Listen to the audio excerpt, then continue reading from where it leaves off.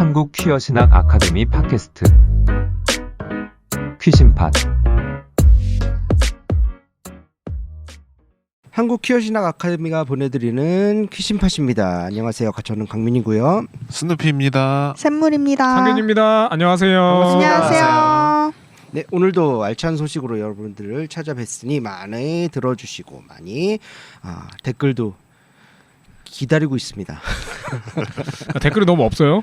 없네요. 네. 너무 아무튼. 슬퍼요. 제가 열심히 사사수요 준비했는데. 오늘도 우리 샘물님의 사사쇼를 만나보실 수 있습니다. 자, 그러면 바로 들어가 보도록 하겠습니다. 오늘도 역시 제가 퀴어 뉴스에 관해서 준비를 해봤습니다. 와. Q News Collection. 지난번에는 굉장히 좋은 소식을 주셨잖아요. 맞아요. 오늘은 어떨지 궁금하네요. 오늘은 약간 희망을 품고 싶은 그런 소식입니다. 맞춰보실래요? 네? 희망을 가져보고 싶은. 힌트 없나요? 힌트? 차별금지법. 어떻게? 오? 맞지. 와, 나 어떻게 진짜- 아세요? 난 촉있다. 진짜 대박이다. 진짜 촉있다. 와. 이게 역시 맞습니다. 목사님의 영빨? 주님께서 여러분과 함께 또한 당신 사제? 목사님과 줘봐라. 네, 오늘 제가 가져온 소식은 22대 국회 차별금지법안 발의에 관한 것입니다. 2007년이죠. 2007년 정부 입법 시도 이후에 번번이 법사위의 문턱도 넘지 못해 폐기되었던 차별금지법안이 22대 국회에서 공식 발의되었습니다. 지난 1월 9일입니다. 진보당 손솔 의원의 대표 발의, 그리고 진보당 전종덕, 정혜경, 윤종호, 더불어민주당 이주희, 조국혁신당 김재원, 서왕진, 김준영, 기본소득당 용해인, 무소속 최혁진 의원이 공동 발의를 했습니다. 지난 2월 5일 조국혁신당 정춘생 의원의 대표 발의로 22대 국회 두 번째 차별금지 법안이 발의되었습니다. 이 법안에는 김선민, 김준영, 서왕진, 김재원, 이혜민, 신장식, 백선희 조국혁신당 의원, 정혜경, 손솔 진보당 의원, 이주희 더불어민주당 의원, 용해인 기본소득당 의원, 최혁진 무소속 의원이 공동 발의자로 이름을 올렸습니다. 이 법안을 이제 법안이 발의되었다는 소식을 전해드리고 싶었는데, 이것과 관련해서 또 작은 소란이 있었습니다. 논쟁이 있었습니다. 바로 우원식 국회의장의 발언이 이제 비판을 받았죠. 이 우 의장이 발의안이 올라간 지 닷새 뒤 1월 14일에 한교총 지도부와의 만찬에서 차별금지법 제정을 우려하는 목사들의 의견에 대해 이렇게 발언을 합니다. 일부 소수 의원들이 추진하는 것으로 전체적인 분위기에서는 크게 염려할 필요는 없다라는 발언을 한 겁니다. 염려할 필요가 없다. 그렇죠. 이야. 이 발언이 왜 문제냐? 평등권 실현을 위한 수건 법안을 일부 소수의 의원의 의제로 격하했다는 비판, 또 개신교계라는 특정 이해 집단과 한편에는 차별받는 시민들의 권리 사이에서 국회의장이 중립성을 상실했다는 비판, 또 그의 발언이 국회는 아무것도 하지 않을 것이다 라는 말과 다름없다는 비판, 이런 비판들을 받기에 충분했던 것이죠. 이러한 비판에 대해서 우 의장이 해당 법안의 민감성을 잘 알고 있고 보도처럼 단정적으로 말하지 않았다. 다양한 목소리를 듣는 과정 중 하나였을 뿐 법안을 부정하거나 입법 노력을 폄하하려는 의도가 없었다라고 해명하기는 했습니다. 자, 이 22대 국회는 2028년 5월 29일에 종료됩니다. 그러니까 이때까지도 통과가 되지 않으면 또다시 법안이 폐기되는 것이죠. 22대 국회에서는. 그러면 이 법안이 통과되기 위해서 앞으로 지나야 될 절차는 먼저 소관상임위인 법사위원회에서 논의가 되고 통과가 돼야 되고요. 본회의에서, 국회 본회의에서 법안이 상정되고 안건이 상정되고 통과돼야 되고요. 그리고 통과된다면 정부 쪽으로 가서 대통령이 공포를 해야 됩니다. 이것이 이제 2028년 5월 29일 전에 이루어져야 우리가 그토록 바람하지 않던 차별금지법이 우리나라에도 이제 시행되는 것이죠. 우원식 의장 논란에 발언했던 우원식 의장의 임기는 26년 5월입니다. 이후에는 새로운 국회의장이 탄생이 되겠죠. 자, 이번 발의된 법안 내용에 관련해서 이제 이전의 법안들과 조금 차별점이 되는 것들을 소개해드리자면 이번 법안은 피해 구제의 실효성을 강화한 것이 특징입니다. 먼저 차별을 당한 피해자가 직접 소송하기 어려운 경우에 국가인권위원회가 직접 법원에 소를 제기할 수 있는 권한을 부여받은 겁니다. 또 동일한 사유로 다수의 피해자가 발생할 경우에는 집단 소송도 가능하고요. 또 차별이 있었다는 사실은 피해자가 주장을 합니다. 근데 그것이 차별이 아니었다, 차별이 없었다라는 사유의 입증은 가해자가 해야 됩니다. 그것이 법안에 명시되어 있습니다. 그러니까 가해자가 그것을 입증하지 못한다면 차별이 있었다. 그래서 처벌 대상, 손해배상의 대상이 된다라는 것이죠. 그리고 또한 차별 사유가 2개 이상의 복합적으로 합쳐져 발생하는 차별을 포함한다라는 것이 추가되었습니다. 이것이 뭐냐면은 예를 들어서 고용에 있어서 어떤 나이든 여성이 차별을 받았습니다. 그러면 이전까지는 나이 들었기 때문에 받은 차별이냐, 여성이었기 때문에 받은 차별이냐, 요 사이에서 선택을 해야 했다면 이번에는 이것을 양쪽 다 함께 인정하는, 복합적으로 발생하는 차별임을 인정하는 법안이 되었다는 소리입니다. 그러니까 고령이자 여성이었기 때문에 차별을 받았다, 이렇게 주장할 수 있는 것이죠. 이번 법안이 10명의 이제 국회의원들의 공동 발의로 법안이 이제 발의가 됐는데, 과거에 이제 공동 발의를 했던 의원들의 수를 좀 살펴보니까 최대 몇 명이었을 것 같으세요? 옛날에요? 예, 공동 발의 옛날엔 좀 어떤- 희망적이었나요? 의원들의 숫자. 그러니까 법안을 하나를 발의할 때 최소 발의해야 되는 공동 법안 발의자 숫자가 10명입니다. 아. 그러니까 이번에는 최소 의원들만 모집을 한 거예요. 그때는 10명보다 훨씬 많았어요. 30명? 몇 명까지 최대 몇 명까지 있었을까요? 아, 정확히 기억이 안 나네요. 보니까 최고 2013년입니다. 김한길 의원이 대표 발의했고 무려 51명. 에? 수십 명대가 있었어요. 에? 근데 그렇게 많은 의원들이 공동 발의를 했음에도 와. 통과가 되지 못한 전력이 있죠. 그이들이 전부 다 엄청나게 공격을 당했거든요. 맞아요. 책에서 봤어요. 그렇죠. 그 다음에는 21년도 이상민 의원 대표 발의에 24명의 공동 발의. 반으로 줄었네요. 뭐 그런 적도 있고요. 이번이 총 정부 입법까지 해서 12번째입니다.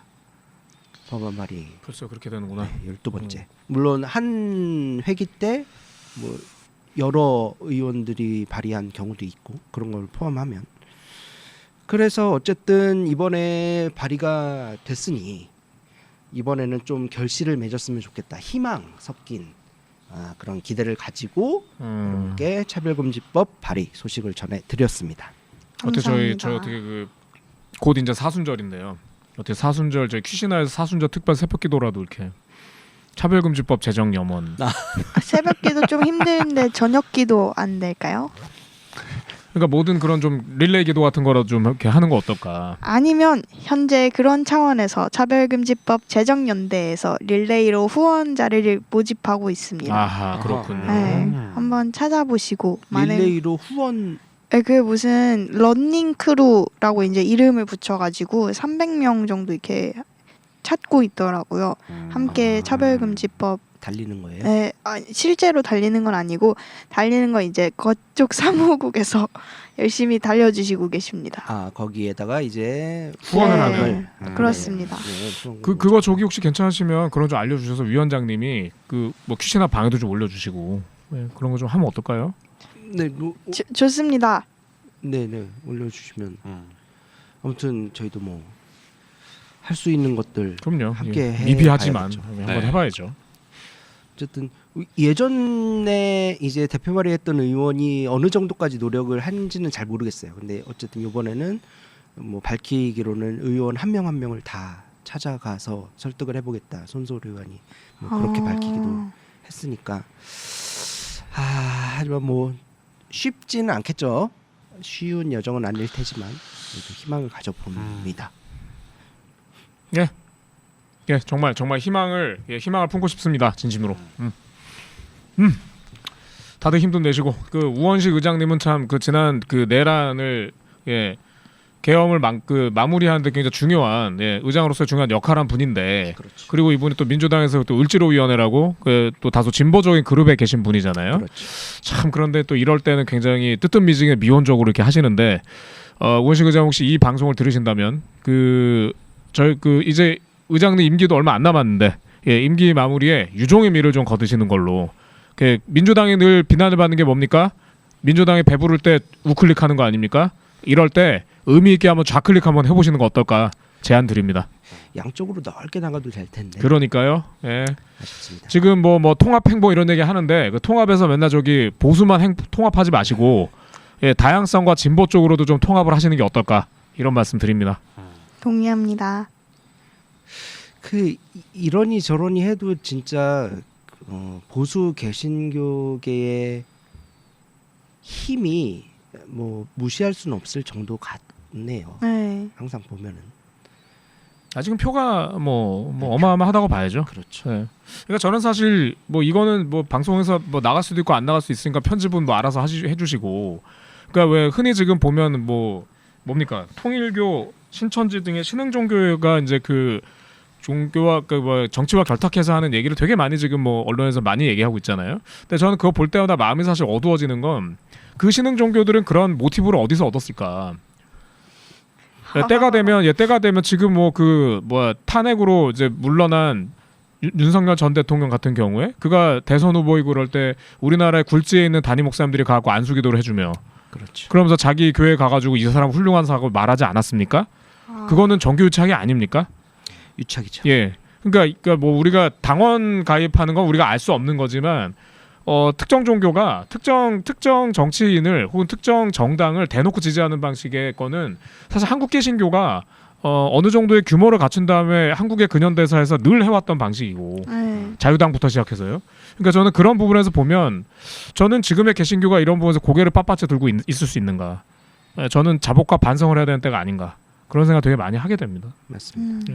그래서 지난번에 그 김장함 목사를 압수수색했을 때 약간 기대를 했습니다. 뭔가 나오지 않을까. 뭐 좀 나오지 않을까. 그래서 그 아성이 조금 금이 가지 않을까. 웬걸. 이단들만 지금 탈탈 털리고 있죠. 아직 기성 종교는 아직은 견고히 서 있다.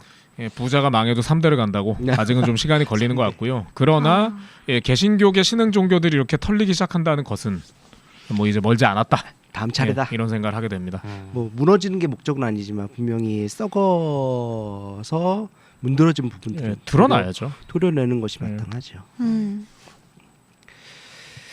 네, 차별금지법 통과를 간절히 바람하지 않습니다. 영원합니다. 아멘. 스누피는 대답하지 않았습니다. 저 했어요. 조용히 했어요. 침묵기도 하고. 조용히 하면 되냐 지금? 조용히 할 때니까. 투쟁. 그대가 조용하면 돌이 외칠 것이다. 어머. 자, 이번 시간은 여러분들이 기다리셨던 샘물의 사사 쇼! Into the queer theology. 와 진짜 신나셨네요. 여러분들 감사합니다. 이 표정을 보셔야 됩니다. 우리 교사님 박사님께서 한바구음을 지으면서 이렇게 신나신 거 정말 오랜만에 봐요. 한국 퀴어 신학의 그 대가 지금 이어지고 있는 그렇습니다. 역사적 현장에 저희가 함께 나와 있습니다. 제가는 영원히 고상균 목사님임을 제가 알고 있습니다. 그런 의미에서 오늘 사사쇼 정말 제 입으로 말하고 싶지 손은 않네요. 뭡니까? 사사쇼 시작해 보도록 하겠습니다. 네, 오늘은 어떤 내용입니까? 지난번에 잠깐 예고해 주신 것은 오늘 레위기 맞습니다. 내용이라고 들었습니다. 네, 레위기에서 이제 가장 유명한 이제 동성애 반대를 외치는 분들이 가장 많이 인용하시는 부분을 가져왔는데요. 제목은 30번째 장이고요. 제목은 탈무드에서의 성, 레위기 18장과 20장을 어떻게 이해할 것인가입니다. 데이비드 브로드스키라는 저자분이 작성하셨습니다. 먼저 책에는 이제 인용되진 않았지만 이제 저희 그 공동번역 개정판으로 이제 그 동성애 반대를 외치는 분들이 자주 인용하시는 그 유명한 레위기 구절을 먼저 읊어드리도록 하겠습니다. 레위기 18장 22절입니다.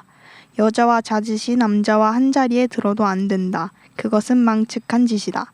그리고 20장 13절 여자와 한 자리에 들듯이 남자와 한 자리에 든 남자가 있으면 그 두 사람은 망측한 짓을 하였으므로 반드시 사형을 당해야 한다. 그들은 피를 흘리고 죽어야 마땅하다. 이 두 구절을 정말 많이 인용하시고 이제 퀴퍼에 갈 때마다 보이는 그런 중심 구절들인데요. 아시다시피 이 부분은 흔히 동성애에 대한 전면적 금지로 오해되어 왔습니다.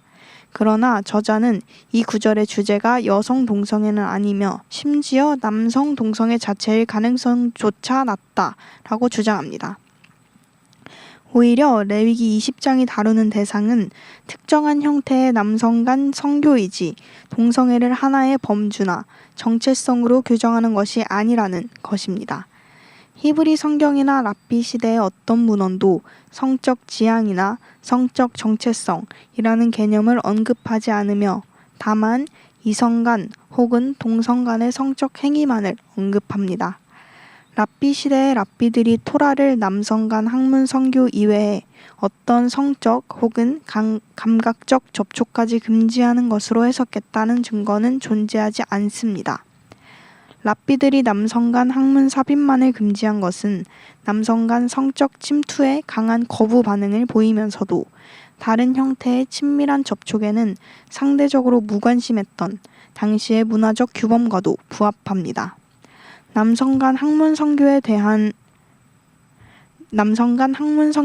이러한 랍비적 혐오는 관통당하는 남성이 여성과 동일시되며 열등한 존재로 간주되는 것과 밀접한 관련을 가집니다. 관통을 피관통자에 대한 모욕적이고 지배적인 행위로 이해하는 랍비적 태도는 로마의 문화와 밀접하게 연결되어 있습니다. 로마 사회에서는 성인 남성 시민이 사회적으로 열등한 존재들, 즉 여성이나 남성 노예를 관통하는 것은 허용되었지만 동등한 지위의 남성이나 자신보다 상위에 있는 이를 관통하는 것은 피관통자에게 큰 수치로 여겨졌습니다. 랍비적 동성애 혐오의 핵심에는 여성 혐오의 한 형태가 내재해 있다는 것을 의미합니다. 저자는 인상 깊게도 이 동성애 혐오를 비판 없이 그대로 두는 것은 이러한 여성 혐오가 유대 전통 안에 깊이 뿌리내리도록 방치하는 것과 같다고 이야기합니다. 다시 돌아와서 핵심은 랍비들이 남성 간 학문 선교만을 토라적으로 금지했을 뿐 그 금지를 다른 남성 간 성적 혹은 감각적 행위로 확장하지 않았다라는 것입니다. 오히려 랍비들은 남성들이 함께 목욕하거나 포옹하고 입맞추며 심지어 성기와 관련된 신체 접촉을 하는 서술에도 아무 문제를 제기하지 않았습니다. 이는 랍비들이 유대 남성들을 남성 간 학문 선교의 잠재적 주체로 의심하지 않았고 동성 간 접촉을 이성 간 접촉처럼 규제할 경우 사회 자체가 유지될 수 없다고 보았기 때문입니다. 라고 저자는 주장합니다. 그러다가 중세에 마이모니데스라는 사람에 이르러서 결정적인 변화가 나타납니다. 그는 비삽입적 신체 접촉을 욕망을 동반한 경우 그리고 욕망 없는 경우 이 두 가지로 구분합니다. 욕망이 개입된 남성 간 포옹과 입맞춤을 법적으로 금지할 수 있게 했습니다. 이 구분을 통해 마이모니데스는 탈무드 시대의 관행을 전면 부정하지 않으면서도 남성 간 관계를 포함하는 새로운 윤리적 법적 틀을 제시합니다. 이는 랍비 전통 내부에서 남성 동성 간 접촉을 바라보는 관점이 중세에 와서야 비로소 재구성되었음을 보여줍니다. 정리하겠습니다. 탈무드 시대의 랍비들은 토라가 금지한 남성 간 성행위를 학문 선교로 한정하여 이해했습니다. 그들이 이 금지를 토라의 범위를 넘어 확장하는 랍비적 법령을 제정했다라는 증거는 전혀 없습니다. 오히려 의도적으로 그러한 확장을 거부했음을 보여주는 풍부한 증거가 존재합니다. 이러한 해석과 규정은 훨씬 후대인 마이모니데스에 이르러서야 이루어졌습니다. 랍비들이 남성과의 성관계에 대한 성서적 금지 위에 추가적인 랍비적 금지를 덧붙이지 않은 이유는 남성들이 극도로 고립되고 외로운 삶을 살 수밖에 없었을 것이다 라는 단순하고 현실적인 판단에 있었으리라고 저자는 주장합니다.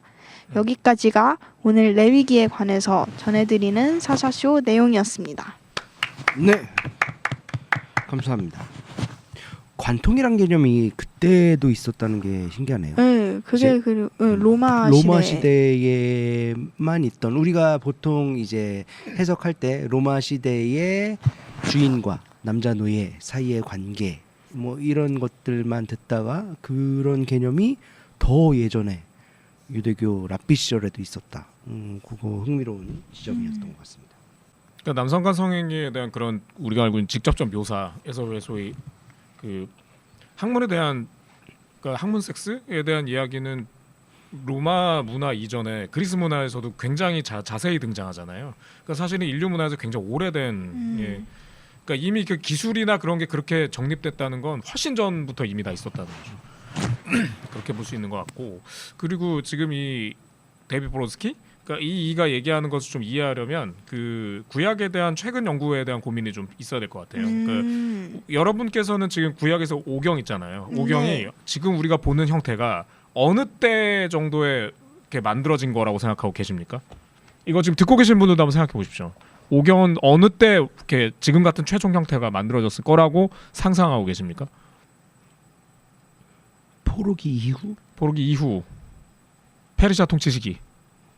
네. 페르시아 통치 시기도 이렇게 보면 어느 뭐 초기, 중기, 후기로 보면 어느 때인 것 같으세요? 그것까지는 모르겠네요. 예. 하여튼 페르시아 그러니까 포로기가 끝난 다음에. 그렇죠. 예. 두 분은 어떻게 생각하세요? 전 잘 모르겠습니다.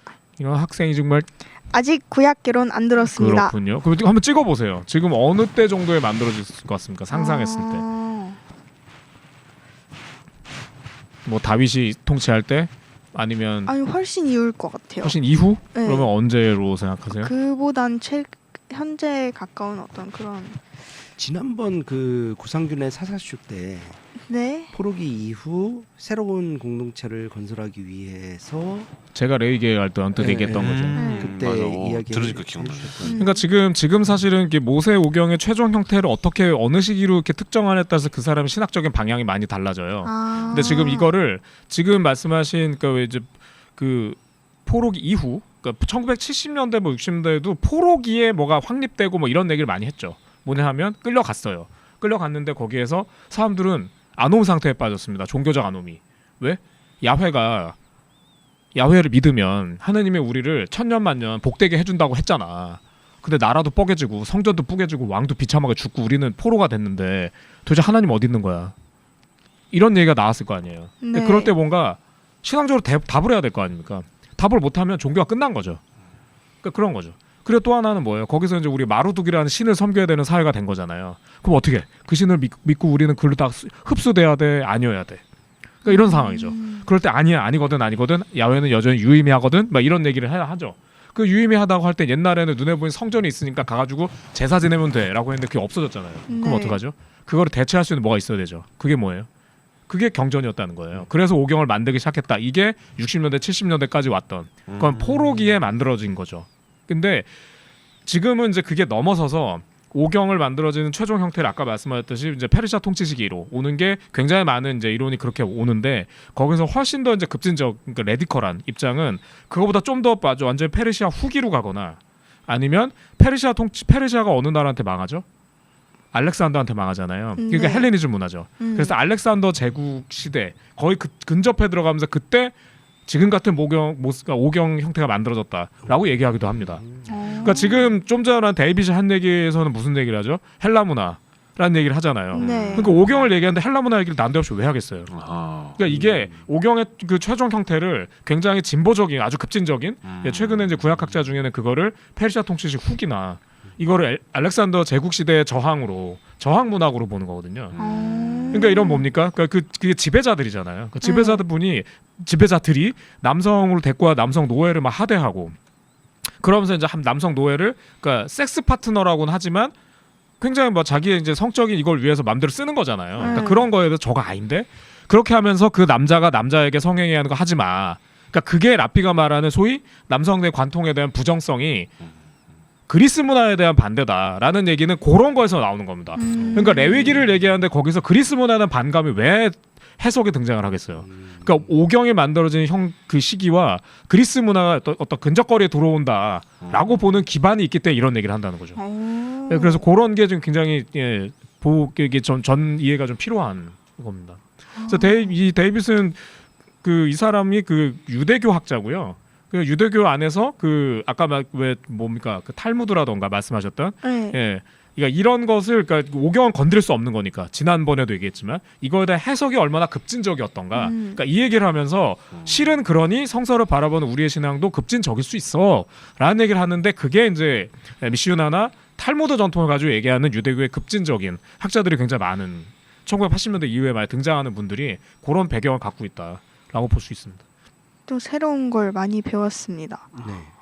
이런 상상도 해보게 되네요. 말씀해 주신 걸 들으면서 해당 시기에 대한 문제에 대한 저항으로서의 기록에 대해서 이제 연구를 해가면서 그 기록 시기를 이제 기록 시기가 점점 바뀌는 그렇습니다. 그런 건데 그렇습니다. 그러면은 오늘날의 시대를 이제 시대상에 대해서 뭔가 저항하고 문제를 제기하면서 쓰여지는 것들도 충분히 우리가 해석의 전통이 아닌 조금 더 의미 있는 그런 것들이 될 수 있겠다. 그러니까 약간 생각도 하게 되네요. 그렇죠, 그렇죠. 그래서 요즘뿐만 아니겠지만 어쨌든 지난 시간에 그 창세기의 한 부분을 새롭게 쓴 부분을 읽어주셨잖아요. 네. 이제 저녁은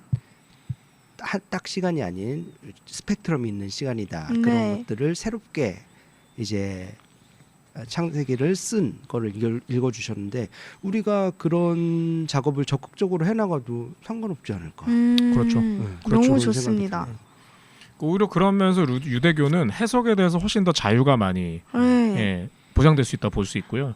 그러니까 그런 부분에서 우리 사실 한국에서는 그 유대교 학자라는 부분에 대한 얘기들이 별로 이렇게 많이 공론화가 안 되잖아요. 맞아요. 근데 그 중에는 그래서 저도 이게 지금 본 지 오래돼가지고 래페인가? 그러니까 이가 썼던 내용에 보면 그이는 그 성서 자체를 그러니까 지금 우리가 얘기하는 거는 그 해석에 대한 얘기잖아요. 근데 네. 그분은 아예 오경 자체에 대한 얘기도 그렇게 해요. 뭐냐 하면 오경이라는 게 두루마리로 있었을 거 아니에요. 양피지 두루마리 이런 거. 그거를 나중에 보면서 해석이 달라지잖아요. 그러면 그거에 따라 이 사람들이 양피지를 잘라가지고 짜집기. 짜깁기를 했다는 거예요. 그러니까 그걸 실제로 그 왜 이 물리적인 편절을 했다는 거죠. 이야. 그러니까 1장, 2장, 3장 있는데 아니야. 5장이 앞으로 가고 1장이 뒤로 가는 게 맞아. 그래갖고 양피지를 잘라가지고 이렇게 붙이고 이렇게 붙이고 했다는 거예요.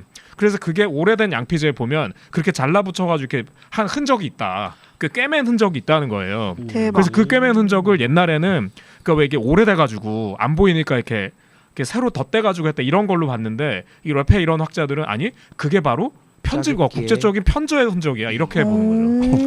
네, 그래서 굉장히 재밌는 얘기들이 많습니다. 우와. 네. 신기하네요. 그랬을 것 같네요. 충분히 뭐 네. 그럴 수 있죠. 가능하죠. 네. 지금 저희가 이렇게 컴퓨터에서 네. 놓고 이렇게 막 문서 이렇게 편집하듯이 그때는 양피지 잘라가지고 이렇게 붙이고 덧대고 아니면 여기다 중간에 더 집어넣고 그쵸. 이걸 했다는 거죠. 새로운 양피지에 쓰는 작업보다 오히려 그게 기존의 더 것에 대하여 그쵸. 예, 예, 오히려 그런 그게 더 얘기들도 합리적. 나오는 겁니다. 신기하네요. 진짜 재밌네요. 재밌어요. 역시 다음 시간부턴 사사쇼가 다시 고상균 목사님께 돌아가는 게 맞을 것 같다는 생각이 듭니다. 아 오늘 사사쇼 좋습니다. 예. 자 그러면 우리 샘물님의 사사쇼는 언제 돌아오나요? 네? 그 돌아올 때가 있어요. 자 예. 우리 지난 시간 오늘까지 이제 네. 사사쇼를 해주셨고 이것들을 들으신 분들이 또 기다리시잖아요. 그럼요. 안 기다리실 수도 있지 않아요? 아닙니다. 아니요, 기다리죠. 기다립니다. 아, 네. 저부터도 기다려. 제가 기다립니다. 그렇죠. 예. 언제 지금 스누피는 대답하지 않았습니다. 아, 예. 저 안 너무너무 기다려주세요. 기다립니다. 기다리지 너무너무 말아주세요. 언제쯤 돌아오실지 대강 말씀해 주시면 그거는 논의를 해보고 말씀드리도록 하겠습니다. 그 미리 말씀드리는데요. 저희가 끊어지지 않고 계속 된다면 제가 그 6월 달 말하고 7월 초에 한국에 없을 때가 있습니다. 그러네요. 네, 그래서 그럴 때 반드시 해주셔야 됩니다. 어머 네. 세상에. 염두에 두고 있겠습니다. 야, 좋습니다. 좋다. 좋다. 저도 그때 해외에 나가야 될 것 같아요. 자, 오늘 스누피님 어떻게 들으셨나요? 저요? 재밌게 들었습니다. 네, 감사합니다. 갑자기 극도로 충분합니다. 당이 떨어지고 계세요? 갑자기 조금 지난 편과 달리 굉장히 힘이 떨어지는 느낌이에요. 네, 제가 그러네요. 좀 어제 아, 잠을 좀 늦게 그렇구나. 자가지고 빨리 마무리해야 될 것 같아요. 아니요. 네. 좋습니다. 자, 우리 샘물님의 더 그레이트 샘물의 으악! 사사쇼. 쇼쇼쇼. 이제 반팔 입을 즈음에 돌아오도록 하겠습니다. 그래요. 감사합니다. 고생하셨습니다. 감사합니다. 감사합니다. Recall the Q history. 자, 이번 시간 이런 시바는 뭔가? 죄송한데 세상에 이런 시바는 뭔가요? 모교에 오시니 네. 마음이 떨리나요? 자, 이번 시간 스누피님께서 준비해주신 퀴어 역사 관련한 소식입니다. 어떤 역사일까요? 네. 이번에도 저번 시간과 조금 비슷한 느낌의 그 역사를 하나 가져와 봤는데요. 지난 시간 콰르 아르미, 콰리 콰리 아르미, 아르미? 콰리 아르미. 아르마? 아리미? 아르마는 뭡니까? 죄송합니다. 콰리 와르미요. 콰리 와르미, 맞아요. 콰리 와르미. 근데 뭐 자유롭게 읽으셔도 되지 않을까요?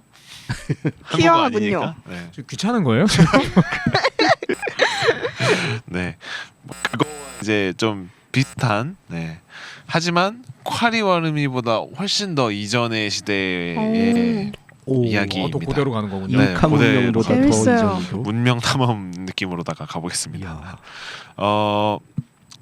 요번에 보실 문명은요. 그 인류 문명의 발상지라고 이제 평가받는 메소포타미아 쪽으로 한번 들어가 보려고 합니다. 네.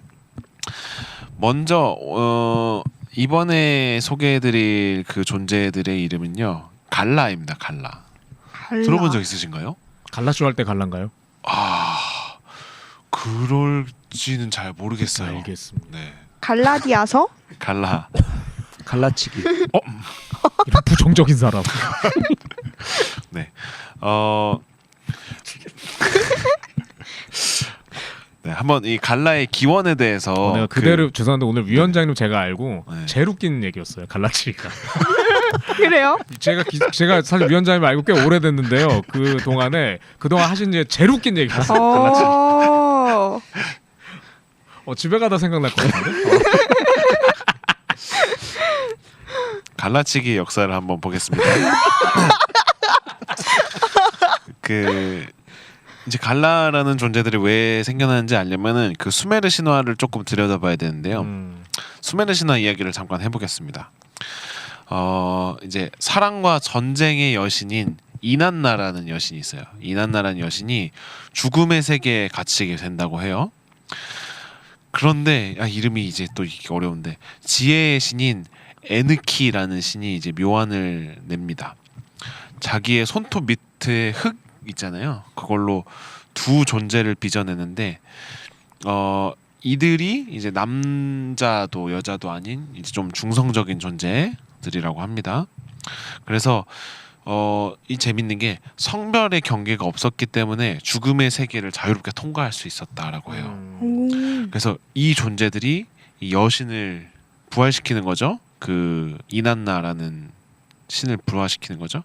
그래서 이 이난나라는 신이 이들에게 자신의 그 신전에 지키는 사제의 임무를 맡기는데 이게 바로 이제 갈라의 기원이다라고 합니다. 이제 갈라라는 존재는 생물학적으로는 남성이었다고 해요.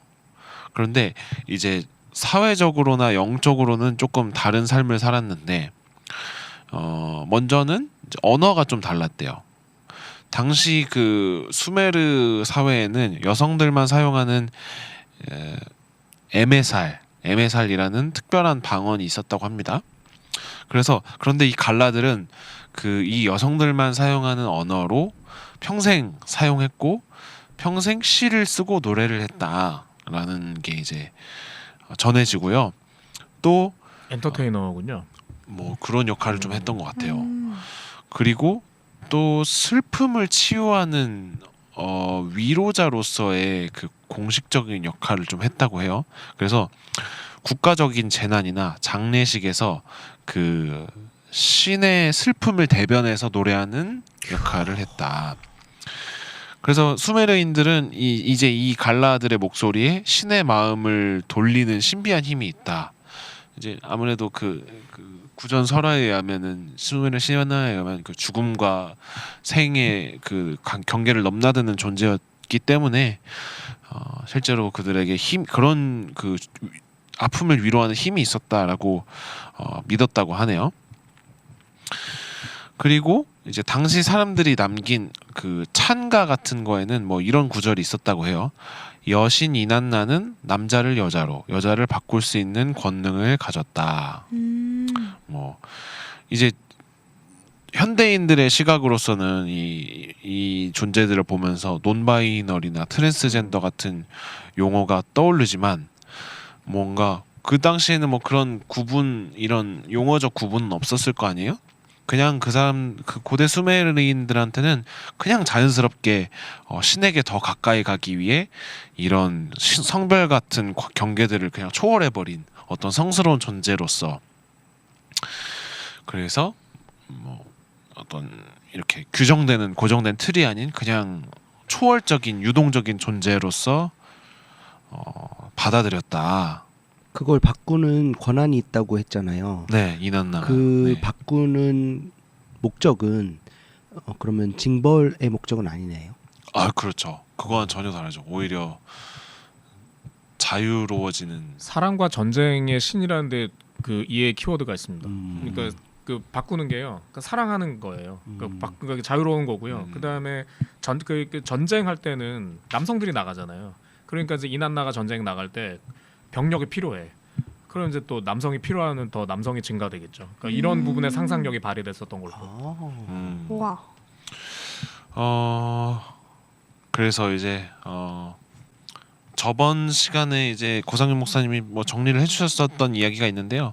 그러니까 이런 다양성이라는 게 사실 최근에 갑자기 생겨난 뭐 막 그 MZ들의 유행 뭐 이런 게 아니라 사실 인류 역사에서 쭉 봤을 때 이런 흐름들은 계속 있었다. 그러니까 MG가 별게 아니다. 오. 뭐 MG가 깝쳐봐야 별게 아니다. 뭐 그렇죠. 오. 네. 그래요? MZ들의 뭐 여러분 지금 그 스누피님 말씀하신 건 스누피의 개인의 의견이지 퀴어시나 아카데미하고는 아무 상관이 없다는 것을 미리 말씀드립니다. 네, 뭐 화이팅. 쉽지 않네요. 괜찮아요. 네, 그래서 전 MG가 아니거든요. 그래서 죄송합니다. 가시죠. 네, 인류는 아주 그 오래전부터 이런 이분법을 넘어서 사고하고 또 생활하는 그런 이것들을 많이 만들어 왔었다. 그런데 어느 순간에 또 막 지워지고 막 탄압받고 이런 게 있었을 뿐 이것은 아주 자연스러운 것이다라는 거를 확인할 수 있는 뭐 역사였던 것 같습니다. 그 되게 재밌었어요. 네. 우와. 마지막 얘기가 좀 와닿네요. 이분법의 사고를 좀 벗어나는 노력을 해야겠다. 그 저기 그 콰리와름이랑은 또 약간 다르죠. 콰리와름에는 확실한 이분법이지만 보완적인 이분법의 그 중재하는 중간의 사람이 역할. 있다고 하면 이제 갈라는 그거를 완전. 또 이제 또 흐트려 버리는. 그러니까 서로 되게 다르게 생각할 수 있지만 한편으로는 또 뭔가 현대의 그 사람들의 그 남녀 이분법을 또 어쨌든 해체시켜 버리는. 저는 또 들으면서 이게 그 저번 화에서 전해주신 것보다 더 예전 이야기라고 하셨잖아요. 맞아요. 그리고 신화랑도 막 연결이 되고 그런 것들이 재밌었는데, 그래서 우리가 이제 알지 못했던 혹은 조금 잊어버리고 있었던 그런 다양한 이야기들을 조금 더 발굴하면 재밌을 것 같다, 그런 생각을 하면서 들었습니다. 그래서 저는 뭐지 생각해 보면서 분명히 한국에도 약간 이런 게 있었을 네. 거라고 생각이 들거든요. 특히나 또 한국이 또 샤머니즘적인 게 엄청났잖아요. 그래서 뭔가 그런 어떤 초월적인 존재에 대한 그 역사가 있었을 것 같고 글쎄 제가 잘 모르지만 남아 있는지는 모르지만 한번 있으면 좀 보고 싶어요. 궁금해요. 그러니까 충분히 생각해 볼 수 있죠. 그러니까 그런 존재에 대한 고민은 좀 생각을 해봐야 되지만 일단 왜 그이들이 규정하는 그이들이 믿는 신들에 대한 고민을 해보면 아까 얘기한 이난나라는 존재가 사랑과 전쟁의 신이잖아요. 네. 근데 우리가 왜 되게 이성의 중심적인 사회에서 전쟁은 누가 하죠? 남성. 남성의 전형적인 이미지입니다. 그런데 왜 수메르에서는 전쟁의 신이 여성일까요? 그리고 그 여성이 사랑도 관장한단 말이죠. 그러니까 근데 이게 재밌는 건 왜 우리가 그리스 신화라고 할 때 그 그리스 신화 그리스 문명은 사실 많은 부분을 이 서남아시아 수메르 문명에서 많이 이렇게 이식해서 받은 그래서 유럽화된 거라고 하잖아요. 근데 그러면 그리스 문명에서 전쟁의 신이 누구죠? 아테나. 아테나도 여신이죠. 네. 근데 그게 로마 신화로 가면 군신, 전쟁신은 아레스라고 남성신으로 바뀝니다. 아 그러네. 예, 그리고요. 그러니까 이게 완전 달라지는 거죠. 근데 이제 다시 그리스로 다시 가면 아까 얘기한 이난나는 사랑과 전쟁을 여성이라는 존재를 걸 다 한단 말입니다. 그러니까 이게 우리가 지금 생각해 보면 남성적 이미지도 여성적 이미지도 다 가지고 있는 거죠. 근데 그게 그리스 신화로 가면 군신 아테나는 여성인데 전신을 갑옷을 입고 태어날 때 제우스의 옆구리를 뚫고 나오는 존재입니다. 그러니까 이 사람은 아주 엄청나게 군대적 이미지를 가지고 나오는 그러니까 허리니까 대단히 남성적 이미지잖아요. 그러니까 아담의 갈빗대 이거랑 같은 이미지인 거죠. 근데 거기에서 그거와 별도로 딱 떨어져 나온 사랑의 신은 누구죠? 아프로디테.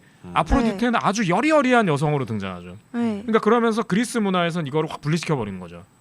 근데 이게 이제 로마 신화로 가면 이게 여자 남성으로 바꿔버리는 겁니다. 아레나로. 군신 아레스. 군신 아레스로 바꾸는 거죠. 그러니까 이런 느낌으로 보면 사실 고대로 가면 갈수록 우리가 지금 생각해서 남자 이미지, 여자 이미지 이런 게 우리가 생각하는 거 완전히 다르거나 뒤바뀌거나 아니 같거나 별로 구분하지 않았을 가능성이 크죠. 그러네요. 왜 근데 이게 한반도로 오면 한반도에서 아까 얘기한 우리 고대 창조 설화 그러니까 여기저기는 창조 설화로 가면 큰 여성에 대한 이야기가 되게 많이 등장하죠. 그러니까 제주도도 무슨 할망 이야기 나오고요. 그리고 강원도에도 도처에 큰 산에 대해서는 할망 여성 이미지가 많이 등장합니다.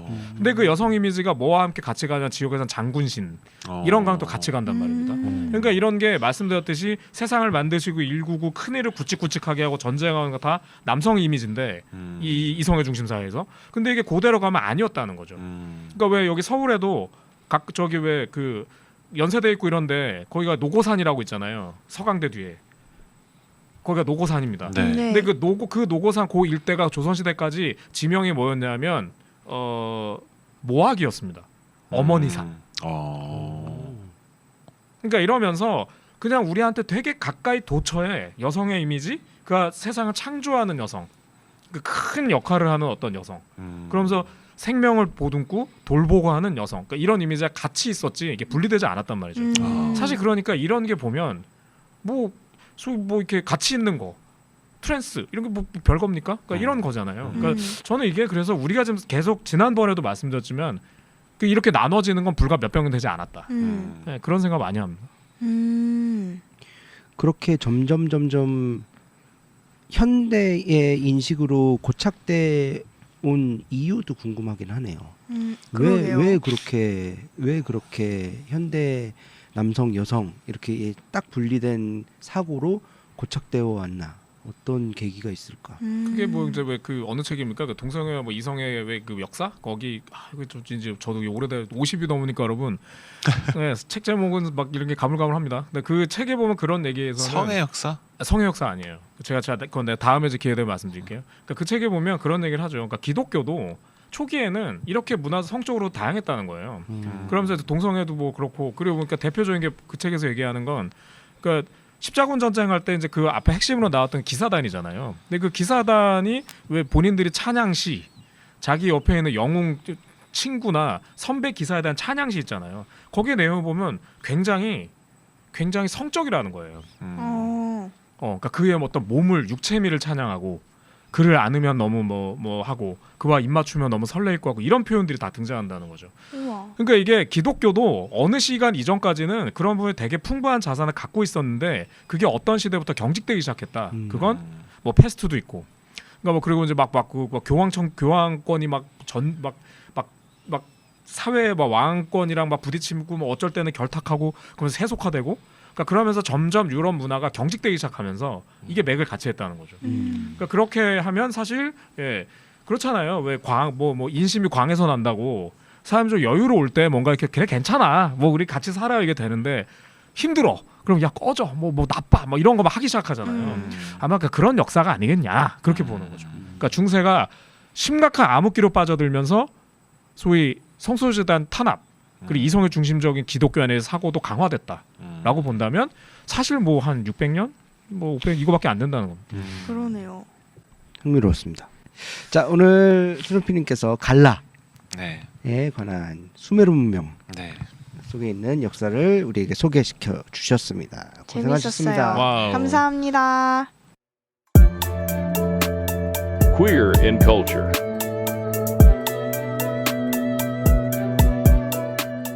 자, 오늘의 마지막 시간입니다. 우리 고상민 목사님께서 퀴어 문화 콘텐츠 와. 소개해 주시고 예, 마무리하겠습니다. 오늘은 여러분에게 미리 말씀드립니다. 어떤 특정 컨텐츠를 말씀드리려고 하는 게 아니라 특정 키워드를 그러니까 문화적 키워드를 말씀드리려고 합니다. 어허. 여러분 사실 왜 이제 그 한강 작가님의 네. 책 하면 대표적인 거 뭐 생각나시죠? 소년이 온다. 그렇죠. 소년이다. 예, 정말 끝까지 읽기 어려운 채식주의자. 엄청난 책이죠. 채식주의자입니다. 어. 여러분 채식주의라고 하는 건 어느 시간 막 시작하고 하면서는 사실 그게 뭐 어떤 특정인들의 뭐 어떤 거라고 됐지만 이제는 사실 어떤 면에서 보면 되게 이 시대에 어떤 되게 중요한 문화적 키워드, 문화적 네. 컨텐츠 중에 하나라고 저는 생각이 들거든요. 그러니까 그리고 이게 이제 이미 산업화되기도 하죠. 그러니까 비건 레스토랑, 뭐 비건 음식, 막 이런 것도 굉장히 많이 이렇게 만들어지고 하는 것처럼요. 그러니까 저는 그래서 이런 부분에서 한번 여러분에게 여쭤보고 싶습니다. 퀴어 이론과 채식주의 관련이 있을까요, 없을까요? 여러분 생각 어떠십니까? 이걸 듣는 분들도 한번 생각해 보십시오. 그리고 미리 말씀드린 오늘은 열린 결말로 이 키워드에 대한 열린 결말로 마무리할 겁니다. 있을 것 같아요. 왜죠? 왜냐면 뭔가 원래 있던 어떤 당연하게 여겨졌던 것, 그러니까 인간이 어떤 고기를 먹고 그런 것들이 문제시되지 않을 때 이제 아니야 우리는 조금 더 고통받고 그러니까 공장식 축산 이런 것들에 반대하고 그럼으로써 조금 더 많은 존재들의 해방을 바랄 수 있어 이렇게 얘기하는 것과 어떤 퀴어로서 살아간다는 것 혹은 퀴어로서 존재한다는 것의 의미를 다시 이야기하고 그런 것들에는 뭔가 해방이라는 거에 접점이 있지 않나 그런 생각이 들었습니다. 그럼 퀴어 이론에 천착한다면 네. 채식주의자가 되어야 된다고 생각하십니까? 그건 또 다른 것 같아요. 네, 좀 다른 문제이겠죠. 네. 어떻게 두 분 어떠세요? 저는 솔직히 관련 없는 것 같아요. 관련 없다. 네. 왜요? 그러니까 퀴어 이론이라든지 이 정체성을 이렇게 인정하는 거는 조금 더 뭐랄까 자유주의적인 방식이라고 생각이 들고요. 이제 채식이나 이런 채식 같은 것들은 조금 그것과는 다르다. 반대의 결이다. 좀 다른 것 같다. 네네네. 예, 좋습니다. 위원장님 어떠세요? 퀴어 이론과 채식주의 닿을 수 있는 측면이 있는 것 같아요. 권리라는 측면에서 퀴어 이론이 이제 주장하는 권리를 주장하는 이들이 분명히 있죠. 성소수자들이라고 칭하는 LGBTQ+ 그들의 권리를 위한 이론의 하나로서 퀴어 이론이고 채식주의라는 것은 어떻게 보면 동물권과 관련되어서 동물의 권리를 이야기하는 것에서도 분명히 파생될 수 있다고 보거든요. 동물의 권리를 지키기 위해서 동물의 생명을 해하지 않는 그래서 채식을 하는 그래서 권리라는 측면에서 조금 닿는 부분이 있지 않을까 생각이 드네요. 예, 역시 말씀드리고 있습니다만 저는 계속 말씀드리고 있습니다. 이거는 열린 결말이라고 미리 말씀드립니다. 우리 안에서 좀 생각이 다른 것처럼 그 여러분이 이렇게 생각해 볼 수 있겠죠. 그러니까 에코 페미니즘, 그러니까 생태주의적인 접근에서 봤을 때 페미니즘이라는 얘기는 어떻게 접할 수 있을까요? 그러니까 우리가 인간이 환경을 접할 때 어떻게 접하죠? 인간은 우월하게 두고 환경은 그냥 합으로 둬서 그러니까 우리가 마음대로 지배할 수 있는 존재로 두지 않습니까? 네. 근데 페미니즘에서 이게 문제 제기하는 세상은 뭐죠? 그러니까 젠더 위계에서 남성이 상위에 있어서 그러니까 특정 젠더가 특정 성이 나머지 성들을 다 하위 구조로 놓고 억압하거나 수탈하는 방식으로 세상을 이렇게 짜버리는 거잖아요. 그러니까 이거에 대해서 반대하는 존재들이 인간이 세상 생태적인 것, 그러니까 세상을 자연을 하부에다 놓고 억압하는 것이 틀린 것처럼 젠더 위계도 틀렸다. 그러니까 이 두 개가 일맥상통해라고 얘기하는 게 되게 근본적인 거죠. 그러니까 그렇게 보면 어떻습니까? 퀴어 이론에서 우리가 퀴어라는 부분에서 중심을 가질 때 세상에서 이성의 중심이라는 것을 상부에다 놓고 나머지 성소수자 아니면 나머지 이성의 중심에서 보이지 않는 성들을 하위에 놓거나 없는 존재로 이렇게 치부해 버리는 어떤 상황들 이거에 대해 문제 제기하는 거잖아요. 근데 마찬가지로 보면 아까 뭐 그 위원장님께 동물권이라는 말씀을 이렇게 주셨습니다만 우리가 육식을 할 수 있다, 할 수 있죠. 그리고 어떤 저기 툰드라 이런 데에서는 농업을 할 수 없기 때문에 육식을 할 수밖에 없습니다 인간이. 그러니까 이런 데가 있죠. 근데 이제 우리가 얘기하는 건 그런 게 아니죠. 채식 그러니까 비건이라고 할 때 그 얘기를 하고 있는 게 아니죠. 그러니까 공장제. 그리고 그걸 생명으로 보지 않고요. 그러니까 인간에게 그냥 필요한 어떤 물건 같은 거죠. 그러니까 막 해갖고 막 도살해도 되고 그냥 막 먹어도 되고 막 이렇게 되는 거. 그러니까 이걸 극단적으로 밀어붙이면 어떻게 됩니까? 닭을 키울 때 요따만한 닭장에다 그냥 넣어놓고 거기서 그냥 24시간 불을 켜놓고 계속 사료를 먹여서 순식간에 몸을 찌우죠. 이렇게 하면 닭이 뼈가 상성이 안 되니까요. 크다 보면 다리가 다 뼈가 약하거나 부러지죠. 이러니까 애들이 움직일 수도 없는 상태에서 그냥 몸만 비대해지는 상태로 이렇게 해서 불과 며칠 살지도 못하고 다 도살하는 해버리는 거잖아요. 근데 인간을 그렇게 키운다고 생각하면 우리는 상상도 못하겠죠. 근데 동물은 그렇게 해도 되는 이유는 걔는 동물이니까요. 그러니까 인간이 먹고 소비하면 끝나는 존재이기 때문에 라는 생각에 반대하는 거잖아요. 그러니까 이런 부분에서 할 수 있는 가장 적극적 행동 중에 하나가 육식을 멀리하겠다라는 방식으로 가는 거죠. 그래서 이런 부분에서 세상을 그렇게 바라보는 것이 틀렸어. 성평등한 세상이 돼야 되를 지향하는 어떤 퀴어 운동과 동물의 생명을 그렇게 하면 안 돼. 인간의 생명과 동물의 생명의 기본적 가치를 완전히 똑같다고 보는 건 고민이 될 수 있지만 동물이기 때문에 완전히 하대하거나 물건이야라고 보는 건 조금 문제가 있어 라고 하는 것에 대한 이게 일맥상통할 수 있다라고 볼 수 있죠. 한편으로는 아까 말씀드렸지 그런데 그러면 반드시 퀴어 운동을 하는 사람 반드시 비건이 되어야 되느냐 이건 좀 다른 문제인 것 같거든요. 네. 근데 지금 아무튼 이러한 고민 속에서 그 페미니즘에서 에코 페미니즘이 이렇게 또 이렇게 발전해 나가듯이 퀴어 운동에서도 또 한편에서는 퀴어 에컬러지가 또 이렇게 이론적으로 또 등장을 했죠 이미. 그러니까 그런 부분에서 어떻게 확장하고 접근할 수 있냐는 얘기는 계속 고민이 되는 것 같고요. 우리 시대에 사실은 비건은 문화적인 키워드입니다. 그러니까 그게 뭐 되게 유명한 헐리우드 스타도 공공연하게 나는 채식주의자라 말하기도 하고 그죠? 그러니까 그런 거예요. 그리고 우리 소위 뭔가 이렇게 우리가 고민하고 있는 진영에서 비건을 그 여지를 두지 않고 막 이렇게 행사를 진행하거나 하면 굉장히 문제 제기를 받거나 이미 그렇게 하고 있습니다. 자, 그럴 때 그럼 우리는 거기에 대해서 그게 그냥 유행이기 때문에 그냥 그래야 되니까 그래야 되는 거냐 아니면 그게 우리 상황에서 어떻게 할 수 있는 거냐 왜 해야 되는 거냐라는 문화적 키워드에 대한 우리 고민이 좀 필요하지 않을까라는 생각을 하며 마무리하겠습니다. 되게 많은 고민거리들을 안겨주는 시간이었던 것 같습니다. 고민이 좀 되긴 하고 근데 뭐 이건 재밌는 고민이라고 저는 생각하고 있습니다. 그럼요. 예.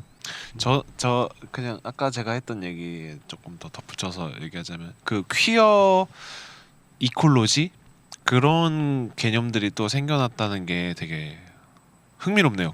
뭐 한번 들여다보고 싶긴 하네요. 그러니까 제가 아까 퀴어 이론이나 이런 것들을 좀 자유주의적이라고 했던 이유는 이제 뭐 그런 생각을 좀 하거든요. 퀴어는 자본 친화적일 수 있는데 이 비거니즘은 절대 자본 친화적일 수가 없다라는 생각이 좀 들었어요. 한편으로는 왜냐하면 퀴어 퍼레이드 같은 걸 하면은 대만 같은 데서 보면은 이제 대기업이 스폰서를 빵빵하게 넣어주거든요. 한편으로.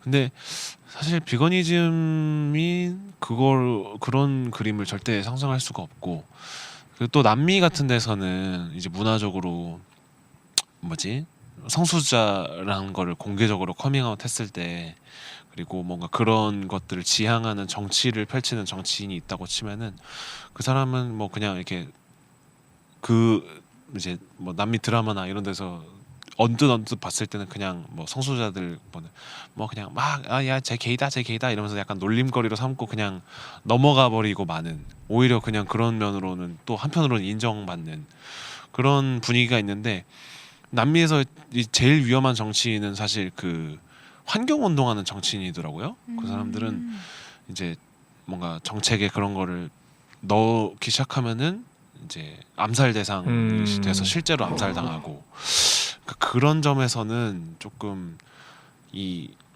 비거니즘 그리고 이런 산업 구조를 바꾸는 뭐 그런 것들은 상당히 급진적이다. 어느 그런 시장이 더 생각이 클까요?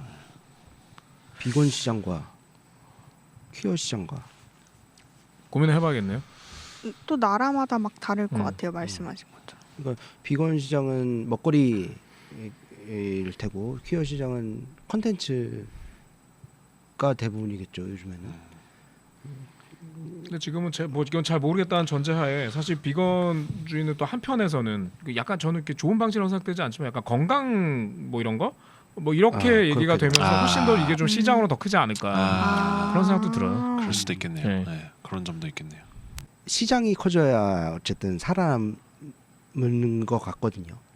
문화라는 것도 시장이 존재해야. 요새 말하는 시장 오세훈 시장 이런 게 아니잖아요, 그죠? 예, 세상에. 그럼요. 네. 갈라치기인가요? 어? 잘한다. 감사합니다. 우리 퀴어 신학의 시장은 언제 넓어질까? 이미 넓어지고 있습니다. 아멘. 네. 할렐루야. 고마해. 네. 네, 오늘 흥미로운 화두를 던져주신 퀴어 문화 콘텐츠 시간에 질문을 마구 투하해 주신 우리 고상무 선생님 고생하셨습니다. 예. 감사합니다. 자, 오늘 어떠셨나요? 오랜만에 우리 만나서 완전체로 녹음을 했는데. 네. 반갑고 재미있습니다. 너무 재밌었어요. 재밌었습니다. 공간이 아주 좋네요. 아이. 저희가 보여드려야 되는데 여기. 아이 근데 어딘지 말씀하시면 안 됩니다. 아 네네. 그러네. 얘기하면 안 됩니다. 네네네. 알아냈습니다. 굉장히 넓은 공간에서 네. 한쪽 구석에 저희가 앉아서 녹음을 하고 네, 있습니다. 여기는 어딘지 저희가 말씀 못 드리고요. 장신대학교 채플실입니다. 예? 거긴 괜찮나요? 아이고 어차피 우리 거기 아니니까요. 아 장신대학교에 기도탑 있는 거 아세요? 기도탑이요? 기도탑이 있어요, 무려. 아 그래요. 네. 오. 학교에 딱 들어가면은 큰 이렇게 탑이 있거든요. 거기가 이렇게 계단식으로 동그랗게 이렇게 올라갈 수 있게 돼 있는데, 그 계단에 올라가는 그 공간, 탑그 방들이 있는 거예요. 네, 방들이 하나씩 있어요. 거기서 기도하라고 기도 의자랑 성경책이랑 비치해놨어요. 그렇군요. 이야. 실제로 거기 가면은 사람들이 기도하고 막 밤마다 시끄러워가지고 민원 들어와요. 감시대도 있긴 한데 제가 가본 적이 없어서 아직도 어딘지를 못 찾았어요. 좀 그런 데 가보세요. 아니 저도 가보고 싶은데 어딘지를 모르겠어요. 있어요. 어. 거기서 이제 예전에 수도원 모임을 하곤 했죠. 수도원 모임이 네네. 있었군요. 네. 알겠습니다. 신기하다. 네, 좋습니다. 저희 이번 달 키싱팟은 이렇게 마무리되고요. 우리 다음 시간에 여러분들 또 찾아뵐 테니 많이 기대해 주시기 바라겠습니다. 우리 같이 인사할까요? 감사합니다. 감사합니다. 한국 퀴어 신학 아카데미 팟캐스트 퀴신팟